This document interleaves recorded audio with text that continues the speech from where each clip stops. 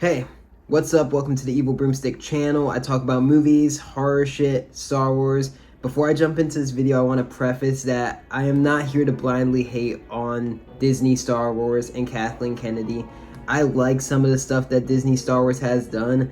I think the Obi Wan show is a huge improvement and honestly a masterpiece in comparison to the Boba Fett show that we just had.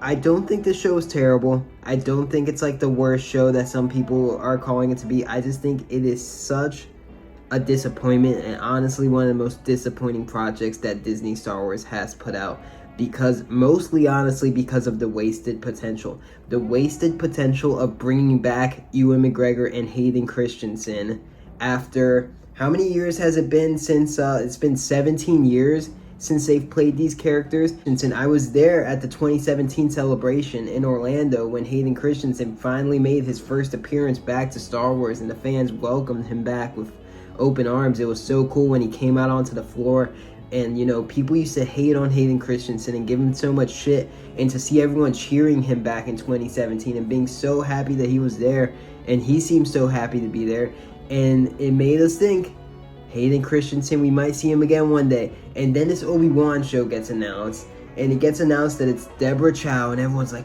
Deborah fucking Chow, she's the greatest director of all time, she's gonna save Star Wars.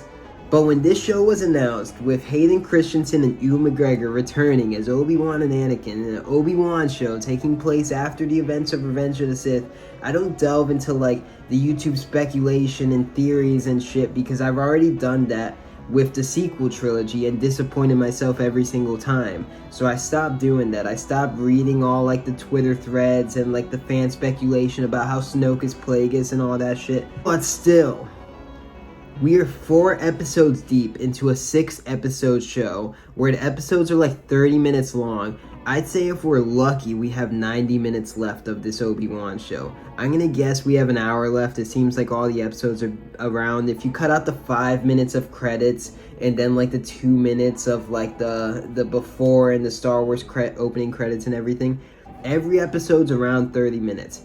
I'd say we have 60 to 90 minutes left of this fucking series, and think about the things we haven't seen. Now, I know they wanted to make this show about Obi-Wan saving Leia 25 times. Every other episode has been about Obi-Wan saving Leia. In episode 2, Leia got captured, Obi-Wan saved her. In episode 4, Leia got captured, Obi-Wan saved her. Let's talk about episode 4. If you've played the game Jedi Fallen Order, a pretty good game that I really enjoyed, the ending takes place in the same Imperial outpost underwater that episode 4 took place in.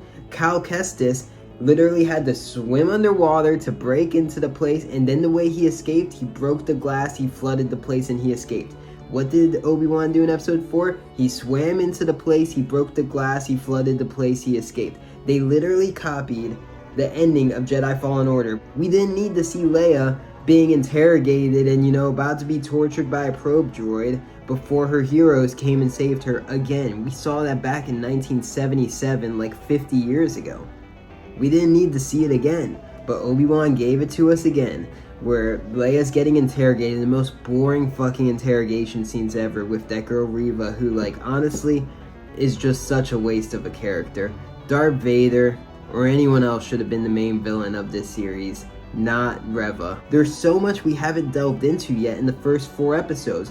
Obi-Wan spent 13 years mentoring Anakin. This was essentially his brother. He says, "You are my brother, Anakin. I loved you." And then his brother went on to massacre children and destroy the only life Obi-Wan ever knew. Obi-Wan devoted his entire life, his entire everything to this Jedi Order, to this religion, and his own flesh and blood almost, his brother Anakin, is the one who tore it all apart. How does Obi-Wan feel about that? What's it like? Is he fucking suicidal?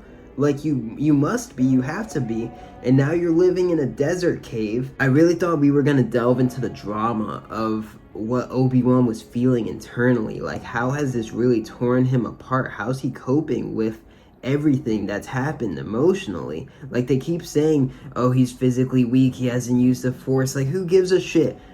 What does he feel on the inside? What's his heart feeling after everything that's gone on the last 10 years. We haven't delved into any of it. We haven't seen Qui-Gon Jinn, and I don't think we're gonna see Qui-Gon Jinn. At the end of Revenge of the Sith, Yoda says an old friend has learned to reach out through the Force, and Obi-Wan's like, Qui-Gon? And Yoda's like, how to commune with him in your exile, I will teach you. We haven't seen any of that. Why haven't we? Obi-Wan was the first Force ghost we ever saw in Star Wars, and he helped Luke finish his training as a Force ghost. If Qui-Gon was the first Force ghost and then eventually taught Obi-Wan how to do this, why haven't we seen that? Why haven't we seen Obi-Wan trying to reach out to Qui-Gon other than like 1 or 2 lines throughout the show?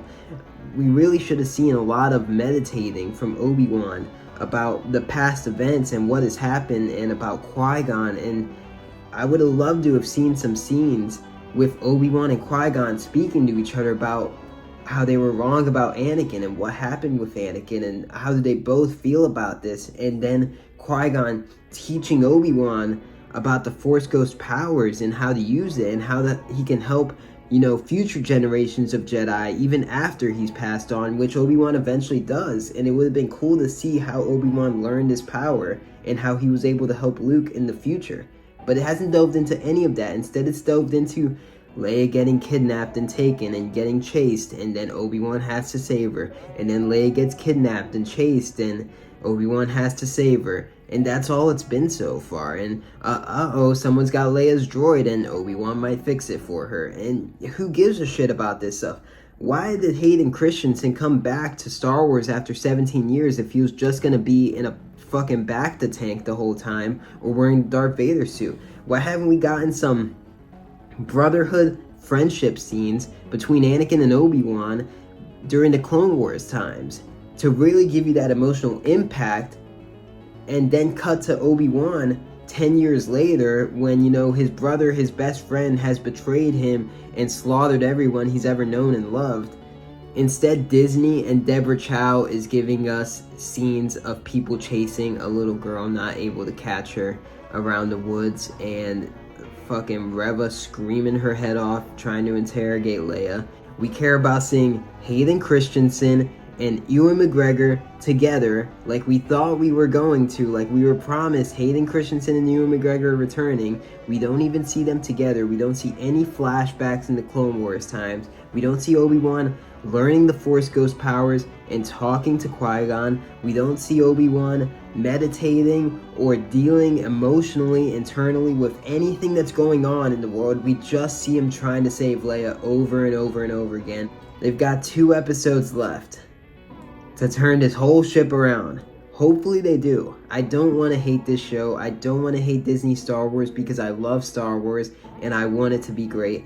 But it's just shocking how often Disney absolutely shits the bed and ruins these things that we love.